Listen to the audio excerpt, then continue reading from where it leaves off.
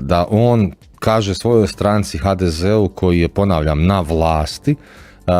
i koji je u tom trenutku ravnatelj robnih rezervi, što možda nije jako zvučna titula, ali je itekako utjecajna, itekako važna. I da on kaže toj svojoj stranci, tom HDZ-u, doviđenja, ne želim više imati posla s vama, idem ja svojim putem, jer ovo što se događa meni pred vratima u našem dvorištu, tu na lokalnoj razini, je meni apsolutno neprihvatljivo. Dakle, to je nešto što mi nikad nismo vidjeli u HDZ-u i to puno toga govori. Slična stvar, iako je vinjeta, ali slična stvar i ovo što se događa u Istri, što se dogodilo u Istri sa gospodinom Petrom Čurićem. Dakle, on nije naravno tamo bio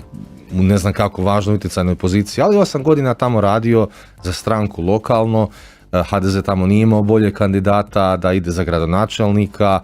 i da on isto tako doslovno preko noći da mu pukne film i da kaže hvala i doviđenja i da se pritom očito ne vidi nigdje ni u kakvoj priči političkoj, dakle očito nema za sad nikakvih indicija da je njega kupio nekakav IDS ili tako nešto, nego da mu je naprosto pukao film, da je izgubio strpljenje.